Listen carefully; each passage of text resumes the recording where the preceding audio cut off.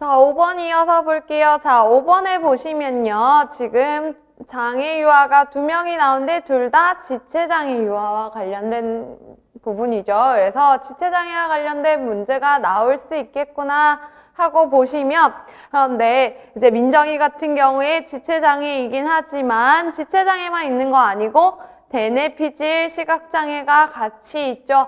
제가 대뇌피질 시각장애 되게 중요하다라고 했어요. 그래서 시각적인 말초 시각 기관은 정상이지만 중추 시각 처리계의 손상이어서 시각적인 정보를 잘 해석하지 못하는 이 아이들 되게 중요하다라고 했었죠. 그래서 그 문제가 나와 있는데요. 그것과 관련된 거 보시면 지금 잘못된 자료 제시 방법을 하나 찾아서 고쳐 쓰는 거고요. 그 다음에 미음을 고려해서 교사가 사용한 교수 방법을 써라 라고 되어 있어요. 그래서 지금 민정이 보면 이제 대뇌피질 시각장애로 인해서 어떤 문제가 있냐면 시각적 복잡성이 있는 곳에서 시각을 사용해 사물을 바라보거나 인식하는 걸 어려워한다. 그래서 시각적인 복잡성이 있는 경우에 이해하기 어려워한다. 배경과 전경의 구분을 어려워한다 라는 얘기가 나오고 있어요.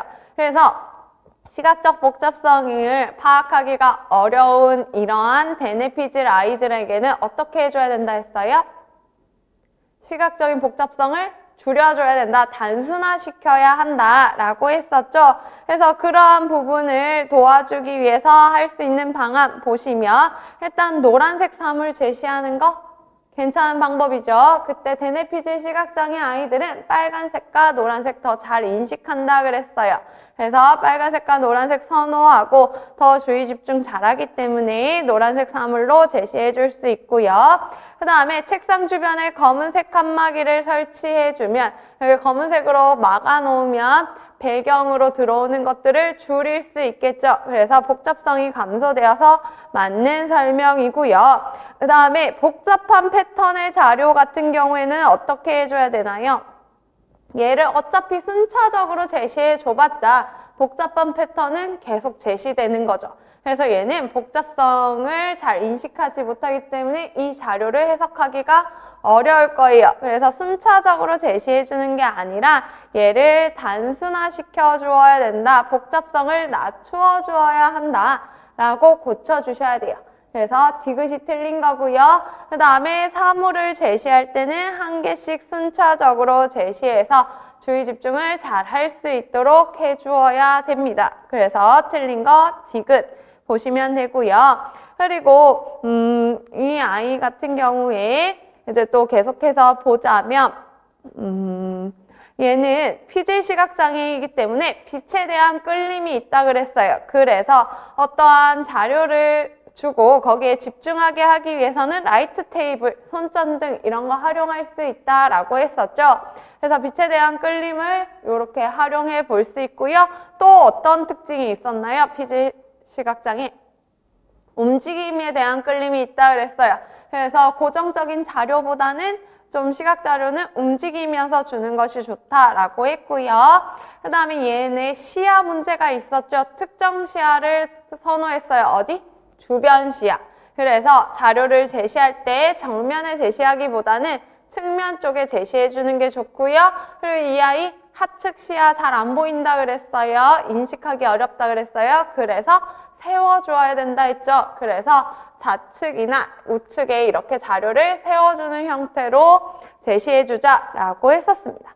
그래서 그러한 부분들을 이제 반영을 해서 놀이를 하고 있는데요. 이제 놀이를 하면서 이제 나뭇잎을 탐색하는 과정이 있는데 처음에는 손을 넣어줘서 만지게 해준대요.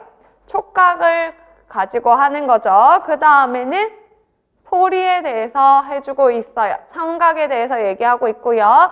그 다음에 냄새를 맡아보게 한대요. 후각에 대한 자극도 주고요. 그 다음에 색과 모양을 보는 시각적인 자극을 주고 있어요. 그래서 촉각, 청각, 후각, 시각을 모두 다 합쳐서 가르치고 있네요.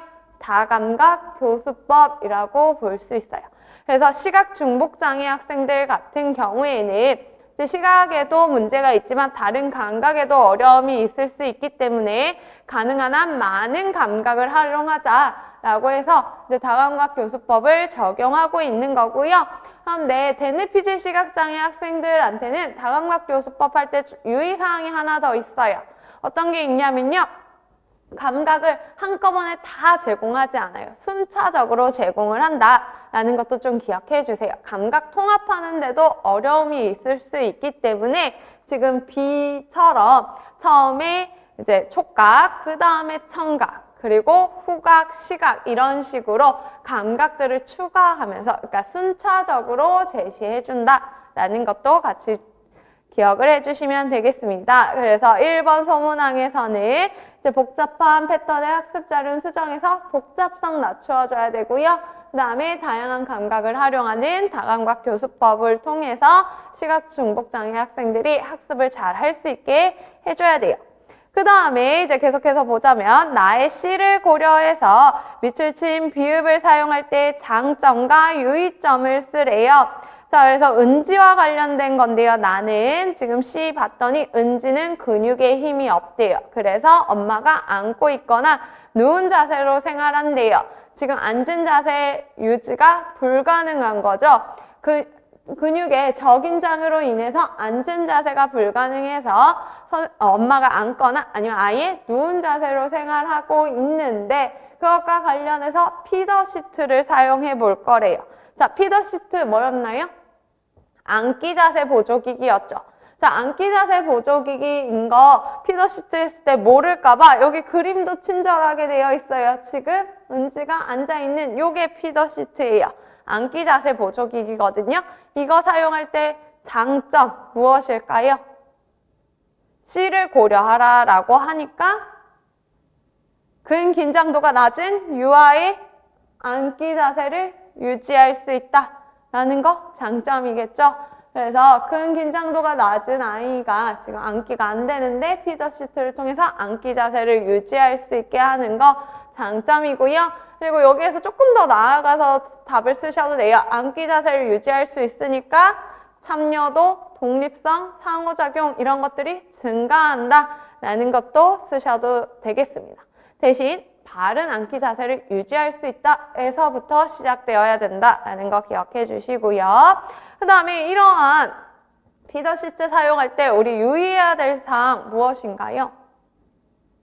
보조공학기기, 특히 자세보조기기 사용할 때 유의해야 할 사항 욕창 유의해야 되죠. 그래서 사용 한계 시간을 결정해야 된다. 그래서 계획에 근거해서 사용해서 이제 욕창을 예방해야 된다. 또는 사용 한계 시간을 결정해야 된다. 있고요. 그 다음에 이러한 보조공학기기 사용할 때 또 유의해야 될 게 지나치게 보조기기에 의존해서는 안 된다라고 했었어요.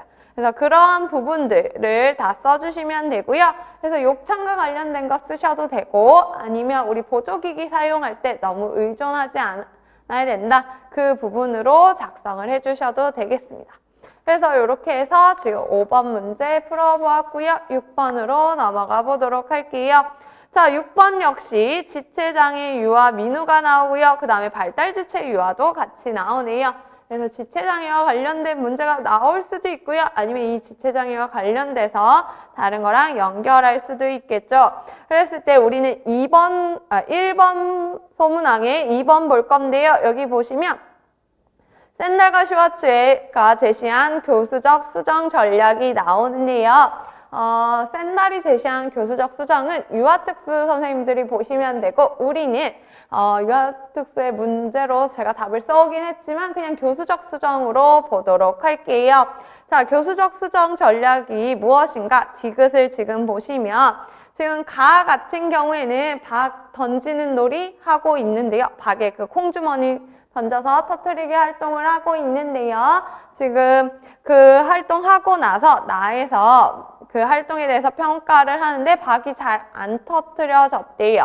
그래서 약한 힘으로도 잘 터질 수 있도록 박에 틈을 내준다라고 되어 있네요. 박 터트리기 활동에서 박을 수정해 준 거죠. 박은 활동에 필요한 교수 자료네요. 교수 자료를 수정해 준다. 교수 자료 수정이라고 쓰시면 되겠어요. 그래서 이번에 초특이랑 유특에서 모두 다 교수적 수정과 관련된 문제가 나왔고요. 그 다음에 계속해서 보자면 이제 리을은 AAC의 참여 모델 중에서 기회장벽이래요. 근데 그 중에 또 하위 유형 무엇인지 물어보고 있고요. 그 다음에 이것을 최소화하기 위한 방안을 쓰래요. 자, 우리가 참여 모델에서 기회장벽이라고 하면 누구의 문제로 인해서 나타나는 건가요? AAC 사용자가 아니라 타인에 의해서이죠. 그래서 타인에 의해서 나타나는 장벽, 장애물을 기회장벽이라고 하고요. 그러면 AAC 사용자 또는 AAC 기기 자체의 문제로 인해서 나타나는 장벽은 접근장벽이라고 얘기했어요. 그래서 접근장벽과 기회장벽이 있는데 그 중에서 이 기회장벽에는 여러 가지 또 장벽들이 있었어요. 어떤 거 있었죠? 법 규칙과 관련된 정책장벽, 그 다음에 법 규칙은 아니지만 간섭에 의해서 나타나는 거 실제장벽, 그리고 그 타인이 이 AAC에 대해서 잘 알지 못해서 나타나는 거 지식장벽.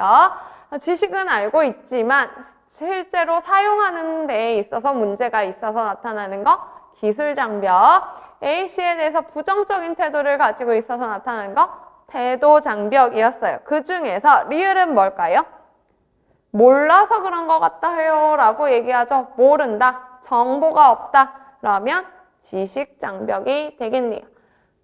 그래서 모르기 때문에, 정보가 부족하기 때문에 나타난다. 지식장벽. 그러면 이거 최소화하려면 지식에 대해서 전달을 해주시면 되죠.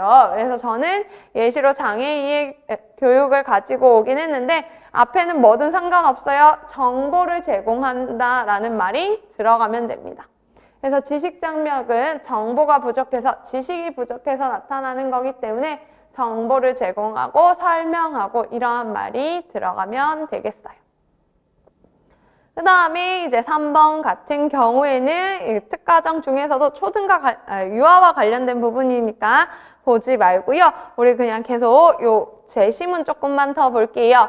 자, 여기에서 제가 몰라서 그런 것 같아요만 두긴 했는데 이제 어떤 문제가 있었냐면 아이들이, 그러니까 다른 친구들이 AC 기기를 자꾸 꺼서 문제가 생긴 거죠. 그래서 선생님 제가 AC 할 때 강조했던 거 뭐였나요? 어떤 학생에게 AC 사용하게 한다라고 했을 때 이 AC는 항상 가지고 있어야 된다라고 했었죠.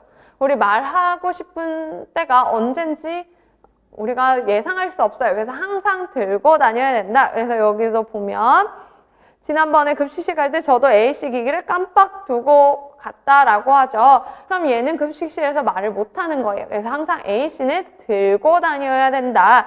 항상 같이 가지고 있어야 된다라는 거 꼭 기억해 주시고요. 그 다음에 이 학생 AC 기기 보면요. 얘는 어휘 목록을 어떻게 구성하고 있나요? 어휘 목록 구성 전략. 교실에서 사용하는 것들을 모아놨죠. 환경, 활동 중심의 구성으로 이루어진다라고 볼 수 있겠네요. 그러면 환경, 활동 중심으로 구성하는 이러한 형태로 구성했을 때의 장점 무엇인가요? 활동 참여도가 높아진다. 어휘가 증진된다. 그리고 어휘들끼리 연결이 가능하다. 뭐, 네, 주세요. 네, 도와주세요. 이런 식으로 연결할 수 있겠죠. 그래서 환경 활동 중심으로 하면 참여도와 어휘 증진에 도움이 된다. 라고 했던 것까지 선생님들 기억해 주시면 되겠습니다. 그렇게 해서 우리가 6번까지 모두 풀어보았고요. 선생님들 7번과 8번은 일반 유아이긴 한데요. 7번 부분에서 요 가 지문만 보고요. 우리가 좀 학습장애랑 연결해 볼 수 있을 것 같아요. 그래서 얘는 문제는 전혀 신경 쓰지 마시고요. 제시문만 한번 볼게요. 자, 가의 제시문에서 이제 하윤이랑 선생님이랑 지금 햇님 달린 동화책 그림을 보고 있는데요. B 보실래요? B에서 제시하는 읽기 선수 기술이 무엇이냐라고 하면 선생님들 뭐 하실 건가요? 프린트, 인식, 활자, 지식인 거죠. 여기 보면 동화책을 읽어줄 때 책 제목을 가리키면서 이건 뭐예요? 라고 묻죠. 그 얘기라는 건 이게 글자라는 걸 알고 있다라는 거죠. 그래서 프린트 인식할 수 있다라는 거고요. 앞면과 뒷면 구분하는 것도 프린트 인식에 들어갔었고, 그 다음에 책을 똑바로 놓는 거, 그 다음에 책장을 순서대로 한 장씩 넘기는 거, 이거 다 프린트 인식과 관련된 거였어요. 그래서 이러한 프린트 인식의 개념을 향상시켜 주려면 어떤 교육을 해주시면 될까요? 중재 방안. 반복 노출이라고 했어요. 이러한 프린트 인식을 키우려면 많이 경험하게 해주셔야 돼요. 그래서 책도 많이 읽어주셔야 되고요. 그 다음에 책을 함께 보면서 어디가 앞면인지 뒷면인지 자연스럽게 계속 반복해서 노출시켜주면 된다라고 했었던 것까지 연결해서 보시면 되고, 그 다음에 이제 C도 한번 볼게요. C는 언어 교육을 할 때 어떤 접근법을 사용하고 있나요? 보면 처음부터 낮자 지도하는 거 아니래요. 대신 전체 이야기, 문장, 단어, 낮자 순으로 지도한다. 위에서 아래로 내려간다. 하향식 접근법 하고 있고요. 그리고 다양한 활동들을 같이 제공해요. 읽기만 하는 게 아니라 뭐 극놀이 하기, 듣기, 뭐 카드놀이 이러한 다양한 활동들도 같이 합쳐서 한다. 교과들 간의 통합이 이루어지고 그 다음에 하향식 접근이 이루어진다. 이거 무엇이죠? 총체적 언어교육 접근법이죠.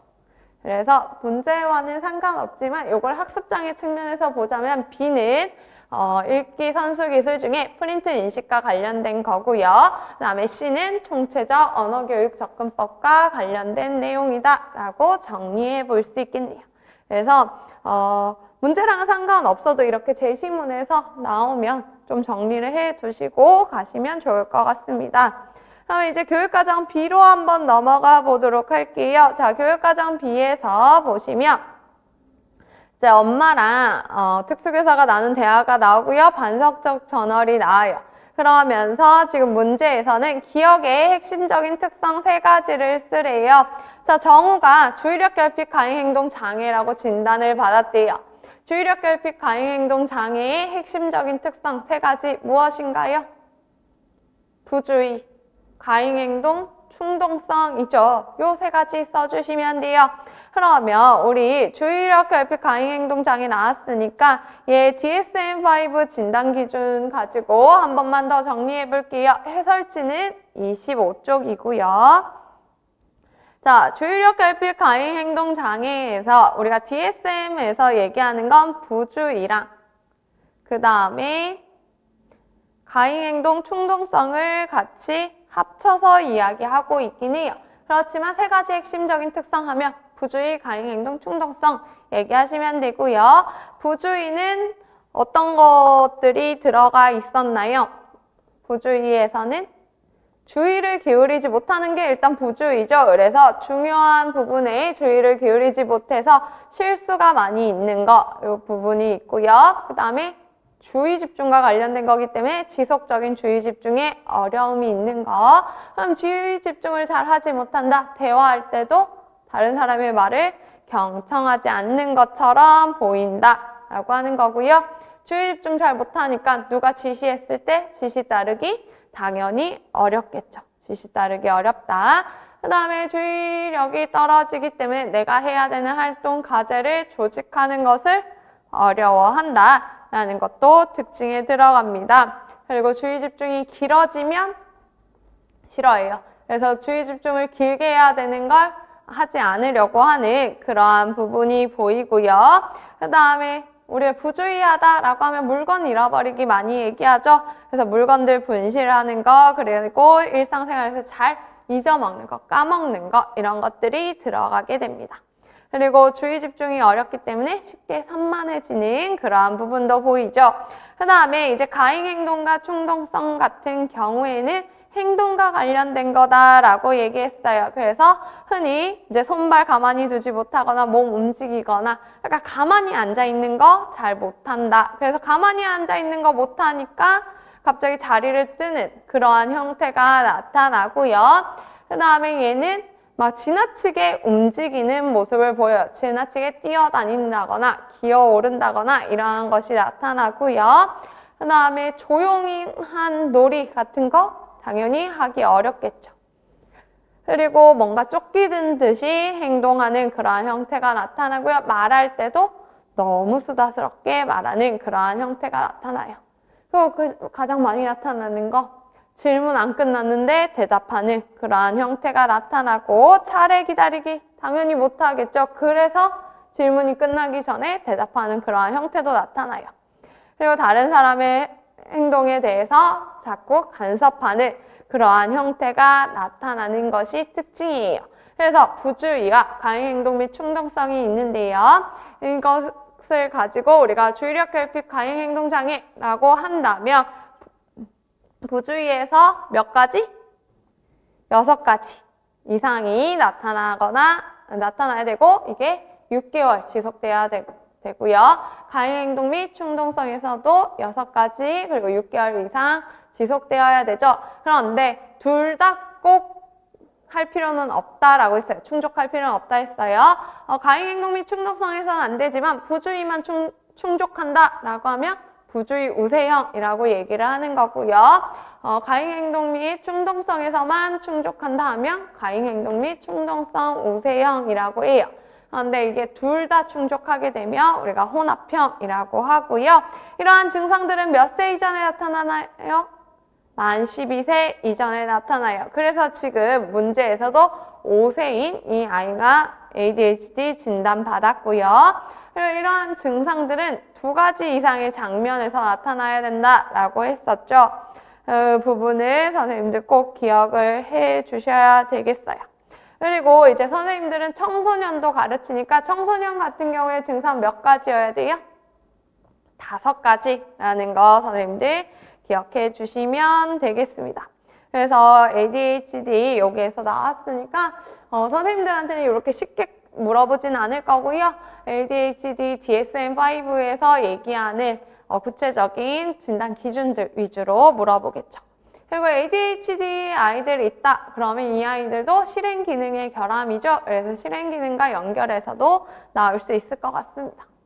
그 다음에 2번 볼게요. 자, 가해 및 출신, 니은에 나타난 정우 아버지의 양육 태도 유형을 쓰래요. 사실 이거 일반 유아에서도 하는 거긴 한데 우리 정서행동장애에서도 봤어요. 자, 바람직한 양육 태도는 뭐였어요? 건의적 훈육이었죠. 건의적 훈육은 아동의 요구에도 잘 반응하고요. 그리고 아동에게 적절한 요구도 하는 걸 얘기했어요. 그래서 바람직한 건 건의적이라고 얘기를 했고요. 이거는 요구와 반응이 모두 다 일어나는 걸 이야기해요. 그런데 아동의 요구에 대해서는 반응하지 않고 요구만 한다라고 하면 뭐예요? 건의주의적 훈육이라고 얘기를 했었죠. 그래서 건의적인 거랑 건의주의적이라는 건 다른 거라고 했어요.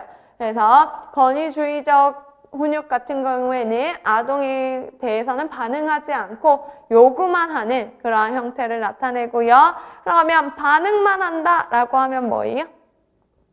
허용적이라고 했어요. 허용적 훈육.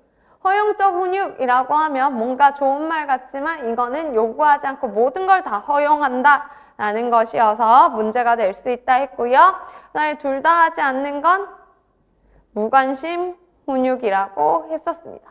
그래서 건의주의적 훈육, 허용적 훈육, 무관심적 훈육이 일어나게 되면 정서행동 문제가 생길 수 있다라고 정서행동장애에서 우리가 봤었죠. 그 중에서 이제 니은 같은 경우에 정우 아빠는요, 보면 지켜야 할 규칙을 만들어서 무조건 지키게 하고요. 지키지 못하면 심하게 야단을 치는데 이거 정우가 스트레스 받는 것에 대해서는 별로 반응을 하지 않죠. 내가 시켜야 되는 거, 요구만 계속하는 거예요. 그럼 뭐예요?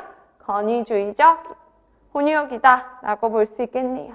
그래서 건의주의적 훈육이라는 거 찾을 수 있고요. 그 다음에 계속해서 보자면요. 3번 소문항에서 1번과 2번은 일반 유아에서 얘기하는 가족 지원과 관련된 거고요. 3번은 할 수 있어요. 우리 가족 지원의 목표 무엇이었나요? 가족의 역량 강화였죠.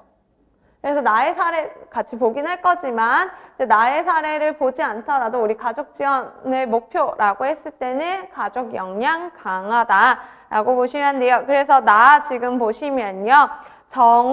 어머니한테는요, 이제 개별화 교육 프로그램을 계획하고 제공하고, 어머니도 꾸준히 지도할 수 있도록 지원을 해줬죠. 그리고 아빠한테는 연수를 제공을 해줬어요. 그 다음에 지역사회 커뮤니티에 가입하게도 해주었죠. 그랬더니 이제 정우의 가족은 어려움을 주체적으로 해결할 수 있다는 자신감을 갖게 됐대요. 지금 아버지에 대해서도 지원을 해주고 어머니에 대해서도 지원을 해줘서 자신감을 갖게 해줬다. 어려움을 스스로 해결하게 해줬다라고 하니까 얘의 목표는 가족 역량 강화라고 쓸 수 있겠어요.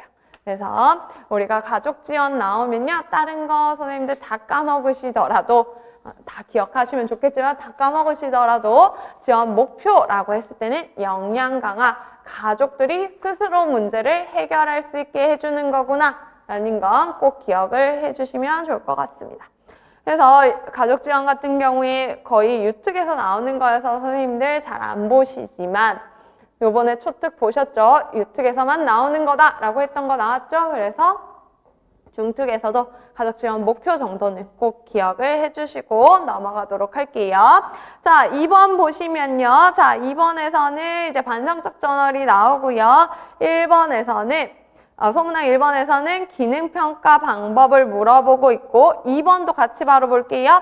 반성적 저널에 나타난 문제 행동 중에 가장 먼저 중재돼야 되는 행동, 그리고 여러 가지 문제 행동을 동시에 하기 어려울 때 문제 행동 수준에 따른 세 가지 유형 중 우선적으로 중재해야 할 유형부터 순서대로 쓰시오라고 되어 있어요. 지금 1번, 2번 다 행동 지원인데 그 중에서도 특히 긍정적 행동 지원 물어보고 있는 거죠. PBS 물어보고 있어요.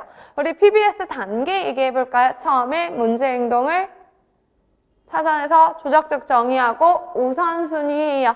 그쵸? 문제 행동 중 가장 먼저 중재해야 할 행동을 찾아요. 그런데 이거 찾을 때 어떤 거부터 지도해야 되나요? 파괴 행동, 방해 행동, 경미한 방해 행동 순으로 해야 되죠. 자, 파괴 행동은 다른 사람이나 그 학생 자신에게 해나 위협이 되는 행동을 얘기했고요. 방해 행동은 활동 참여에 방해가 되는 거, 경미한 방해 행동은 이 아이의 부정적인 이미지를 만들어주는 거라고 했었습니다. 그래서 이러한 여러 가지 문제 행동이 있다면 그것 중에 이 파괴 행동, 방해 행동, 경미한 방해 행동 순서대로 우선순위를 정하고 조작적 정의를 해요. 그 다음에 뭐예요? 기능평가하죠. 그래서 기능평가에서는 직접평가, 간접평가, 기능분석이 있었어요. 그래서 다양한 방법을 통해서 기능을 파악하고요. 그 다음에는요. 가설을 설정을 해요. 자, 가설 설정할 때 4가지 들어가야 되죠. 이름, 선행사건, 추정되는 문제행동의 기능, 그리고 문제행동. 이 4가지로 가설을 설정하고요. 그 가설이 맞는지 검증까지 해요. 그 다음에 이제 계획을 세웁니다. 그래서 선행사건 또는 대체행동을 가르쳐주거나 아니면 후속 결과 중재하고요. 이것은 장기적인 지원도 함께 이루어져야 된다라고 했어요.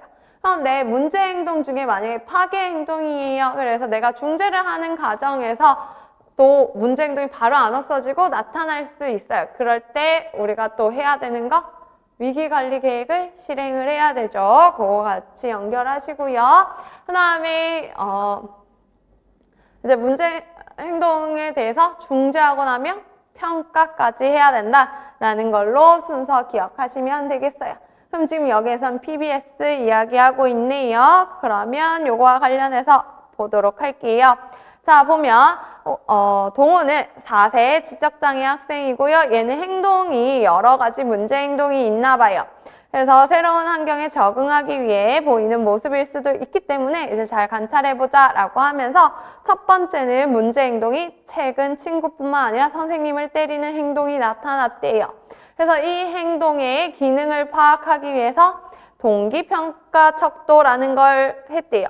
우리 그때 동기평가 척도 기출문제에서도 봤었고요. 그래서 제가 어떤 식으로 생겼는지 양식도 보여드렸어요. 그래서 얘는 표준화 검사였죠. 그래서 관찰하는 사람이 관찰하면서 어떨 때 많이 나타나는지 기능에 체크를 해서 가장 많은 점수를 받은 게 그 기능이다 라고 얘기를 했었어요.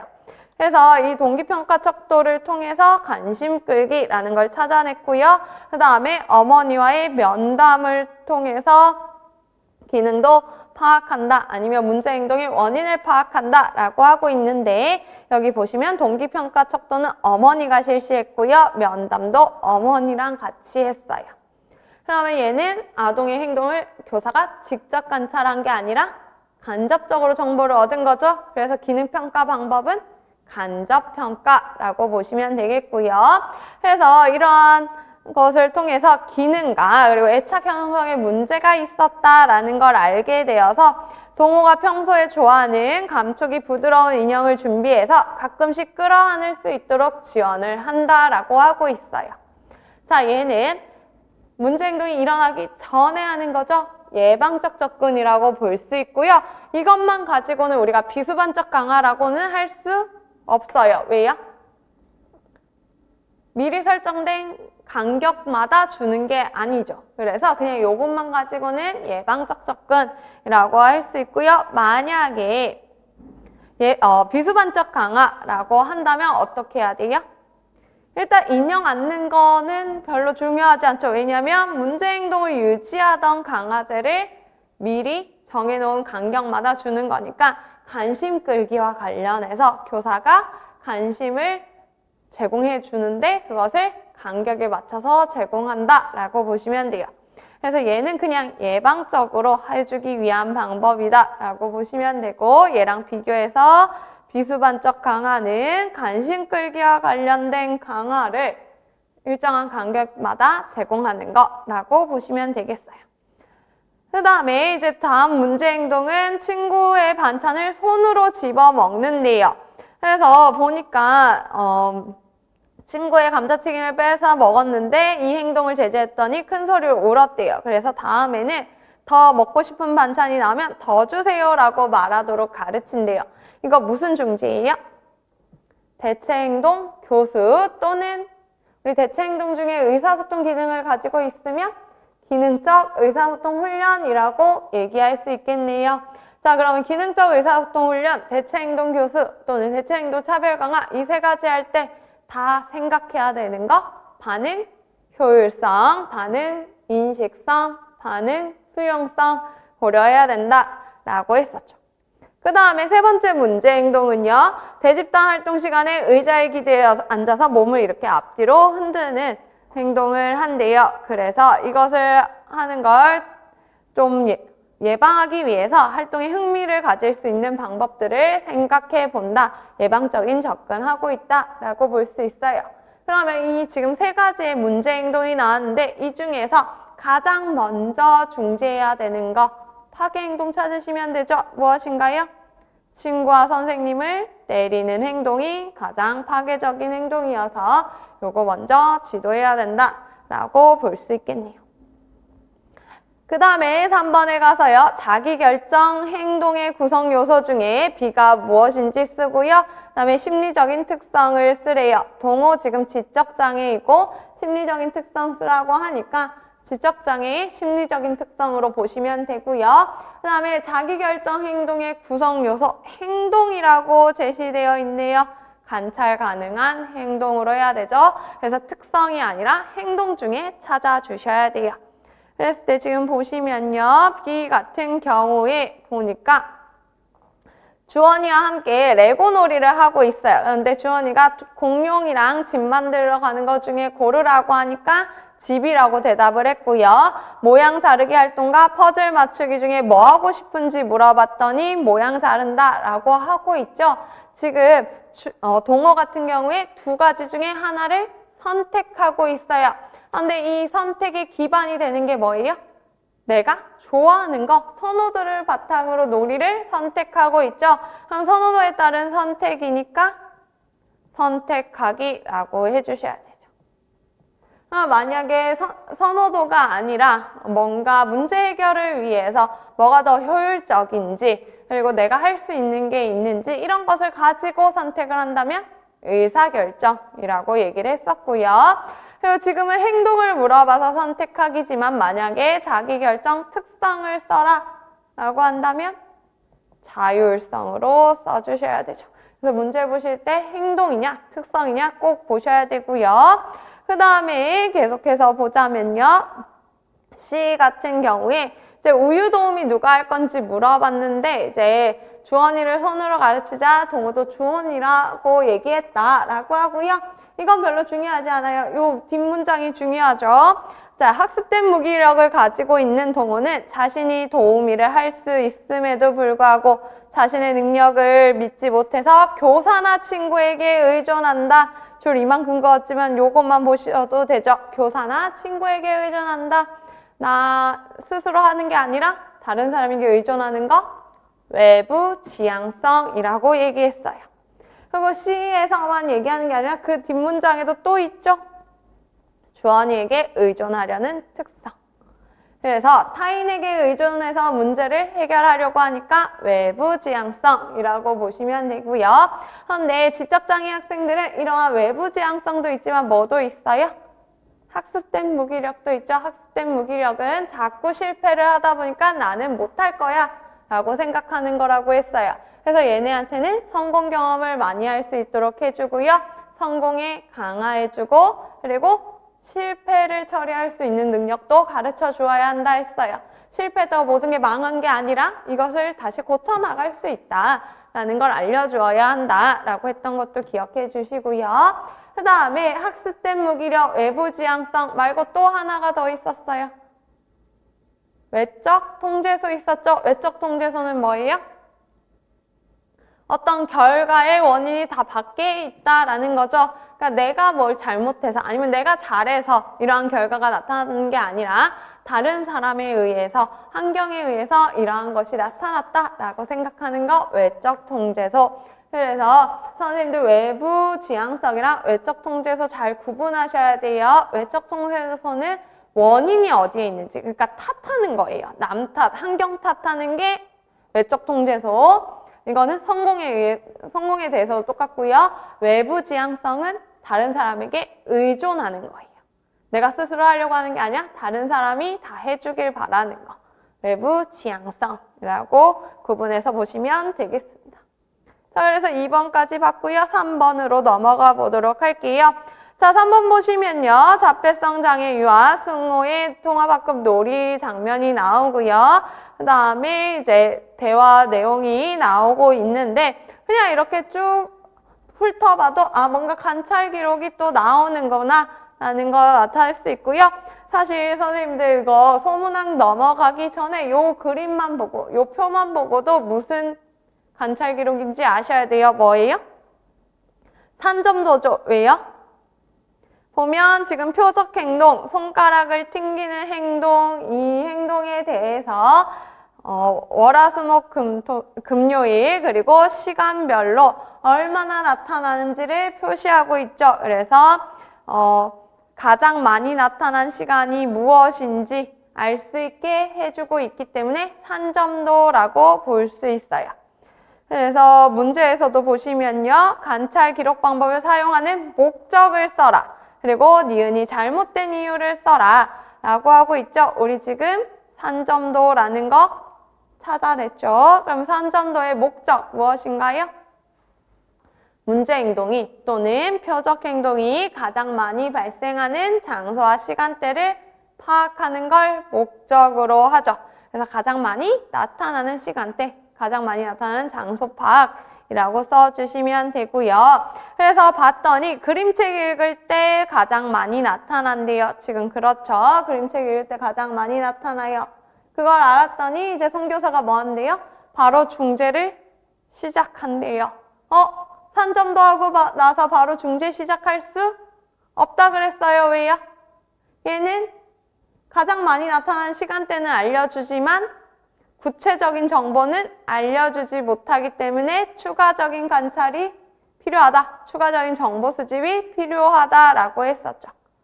그래서 여기 보면 문제 행동이 가장 많이 발생하는 장소 시간대 파악하는 걸 목적으로 하지만 문제 행동과 관련된 구체적인 정보는 알 수 없다. 특히 선행사건 후속 결과 같은 거 알 수 없죠. 그래서 추가적인 자료 수집이 필요하기 때문에 바로 중재를 제공하는 것이 아니라 추가적인 자료 수집이 이루어져야 된다라고 보시면 되겠어요. 그래서 3번 문항 같은 경우에는 요 소문항 3번만 풀고 넘어가 보시면 되겠습니다. 그러면 이렇게 해서 3번까지 봤고요. 선생님들 4번부터는 잠깐 쉬고 와서 이어서 보도록 할게요.